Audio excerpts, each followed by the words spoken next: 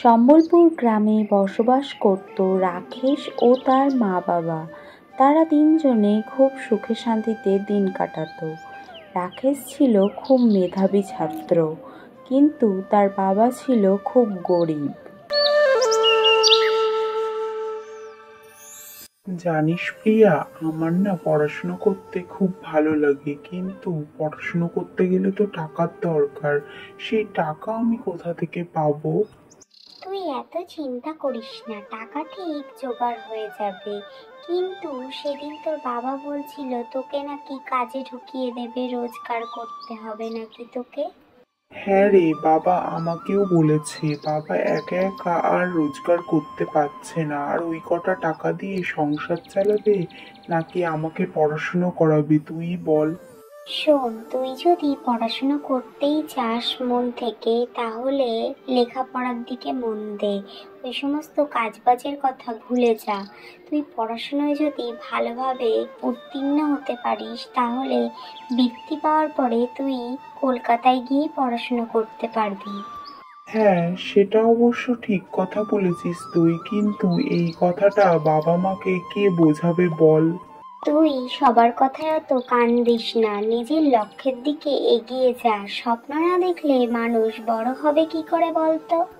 হ্যাঁ রে, আমি ভাবছি পড়াশোনার উপর আরো বেশি করে মনোযোগ দেবো। সামনে তো বৃত্তি পরীক্ষা, ওই পরীক্ষায় আমাকে পাশ করতেই হবে, আর বৃত্তি নিয়ে কলকাতায় পড়াশোনা করতে যেতেই হবে আমাকে। আমি তো তোকে বলছি তুই মন দিয়ে পড়াশোনা কর, তুই বৃত্তি পাবি, দেখে নিস। আরে রাকেশের মা না, রাকেশ কিন্তু পড়াশোনায় খুব মনোযোগী হয়ে উঠেছে। ও কিন্তু খুবই মেধাবী ছাত্র। ওকে পড়াশোনা ছাড়িয়ে দেবেন না কিন্তু আপনারা। সে তো সবকিছুই বুঝলাম মাস্টার মশাই, কিন্তু আমরা যে পড়াশোনা করাবো, আমাদের কাছে পড়াশোনা করাবার মতন টাকাই তো নেই। কি দিয়ে পড়াশোনা করাবো আমরা? ওইসব নিয়ে আপনি চিন্তা করবেন না। আপনার ছেলে মন দিয়ে পড়াশুনো করুক, সামনে তো বৃত্তি পরীক্ষা আছে। বৃত্তি পেয়ে সে কলকাতায় গিয়ে পড়াশুনো করতে পারবে। আরে রাকেশের মা, ওনার কথা শুনেন না তো। গরিবের ছেলেরা বড় কিছু করতে পারে না, দিন শেষে সেই মাঠে গিয়েই কাজ করতে হয়। রাকেশকে অত পড়াশুনো শেখাতে হবে না।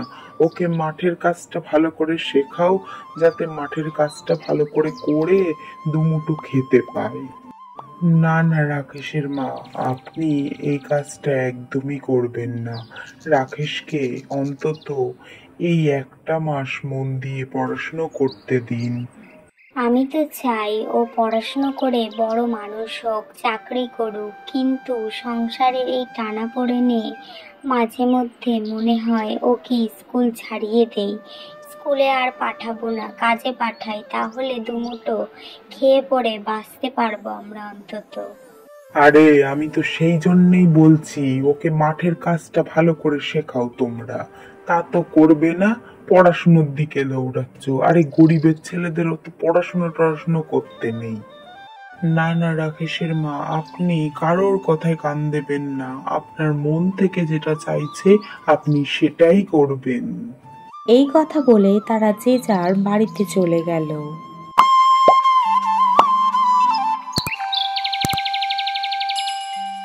কিসের বাবা, আজ রাস্তায় মাস্টার মশাইয়ের সাথে দেখা হলো। সে বলল রাকেশ নাকি পড়াশোনায় খুব মনোযোগী হয়ে উঠেছে। এই একটা মাস ওকে মন দিয়ে পড়াশোনা করতে দিলে ও নাকি বৃত্তি পরীক্ষায় পাশ করে শহরে গিয়ে লেখাপড়া করবে। আরে তুমি ওইসব কথায় কান দিও না তো। এদিকে আমাদের দুবেলা দুমুঠো ভাত জোগাড় করতে গিয়ে এত কষ্ট হচ্ছে আমার। তুমি কি সেটা চোখে দেখতে পাও না? রাকেশকে আর লেখাপড়া করতে হবে না, ও এবার থেকে আমার সাথে মাঠের কাজেই যাবে। তুমি এটা কি বলছো? ছেলের আমার কত স্বপ্ন, ছোটবেলার থেকে ও পড়াশোনা করে বড় চাকরি করবে, আর তুমি ওকে এইরকম কথা বলছো? মা, তুমি আমাকে নিয়ে এত চিন্তা করো না।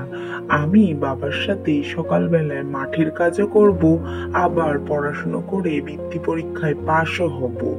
পড়াশুনো করব আমি রাত্রিবেলা, আর বাবার সাথে মাঠের কাজে যাব সকালবেলা। তো বাবা, তুই এত পরিশ্রম করে কাজ করলে তোর তো নিজেরই শরীর খারাপ হবে, তারপরে তুই পরীক্ষাটা কি ভালো করে দিতে পারবি? পারবো পারবো, খুব পারবো, তুমি অত চিন্তা করো না তো। বুঝলে রাকেশের মা, আমাদের গরিবদের অনেক জ্বালা। আমাদের ঘরে ছেলে মেয়েদের পড়াশুনো করতে হলে এইটুকু কষ্ট তো করতেই হবে। কিরে রাকেশ, তোর বৃত্তি পরীক্ষার প্রস্তুতি কেমন চলছে? প্রস্তুতি তো ভালোই চলছে, কিন্তু একটা বই কিনতে লাগবে। আমি কি করে বাবার কাছে টাকা চাই বলতো? এই ব্যাপার, কি বই লাগবে তুই আমাকে একবার বল, আমি তোকে ঠিক জোগাড় করে দেব। না না, আমি তোকে কি করে বলি বল, ওই বইয়ের তো অনেক দাম, তুই কি করে আমাকে জোগাড় করে দিবি? তুই অত কিছু ভাবিস না তো, তুই একবার বল কি বই লাগবে, আমি তোকে ঠিক জোগাড় করে দেব। আরে সুধাংশু স্যার সেদিন যে বইটা কেনার কথা বলছিল না, ওই বইটাই কিনতে লাগবে, কিন্তু আমি বাবার কাছে টাকাও চাইতে পারছি না। আচ্ছা বাবা, ঠিক আছে, তুই অত চিন্তা করিস না, তুই বই আজকে সন্ধে নয় কালকে সকালের মধ্যে ঠিক তোর হাতে পেয়ে যাবি। পিয়া, তোকে যে আমি কি বলে ধন্যবাদ জানাবো, আমি কোনো ভাষা খুঁজে পাচ্ছি না। তুই আর সুধাংশু স্যার আমাকে এত সাহায্য করছিস, আমি তোদের ঋণ কখনো ভুলবো না। আরে তুই এই রকম করে বলছিস কেন? বন্ধু বন্ধুর পাশে দাঁড়াবে না তো কে দাঁড়াবে বলতো? না, আসলে অনেকের মুখে শুনেছি তো গরিবের ছেলে, এত পড়াশুনো আসে কোথার থেকে, ওই জন্যে কাউকে বলতে সাহস পাচ্ছিলাম না কথাটা। কিন্তু তুই যে আমার পাশে সেইভাবে দাঁড়াবি আমি বুঝতে পারিনি রে। ঠিক আছে ঠিক আছে, তুই এখন বাড়ি যা, বাড়ি গিয়ে পড়তে বস, আমিও বাড়ি যাই, বই তুই ঠিক সময় পেয়ে যাবি। বাবা, বৃত্তি পরীক্ষায় আমি প্রথম হয়েছি, আমি বৃত্তিও পেয়েছি। এরপরে আমি কলকাতায় গিয়ে পড়াশুনো করব। তুই সত্যি বলছিস বাবা? তুই বৃত্তি পেয়েছিস, তুই কলকাতায় গিয়ে পড়াশুনো করবি? আর এই আমি তোকে পড়াশুনো করতে বারণ করেছিলাম, তুই আমাকে ক্ষমা করে দিস বাবা। বাবা, তুমি এরকম কেন বলছো? তুমি তো সংসারের অভাবের জন্যই আমাকে এই কথাটা বলেছিলে, আমি সব বুঝি। হ্যাঁ রাকেশের বাবা, তুমি আর দুঃখ পেও না, আমাদের ছেলে কলকাতায় গিয়ে পড়াশুনো করে বড় চাকরি করবে, তারপরে দেখবে আমাদের অবস্থা ফিরে যাবে। তুমি দেখো বাবা, এরপর থেকে এই গ্রামের কোনো গরিব ছেলে টাকার অভাবে পড়াশুনো আর ছাড়বে না।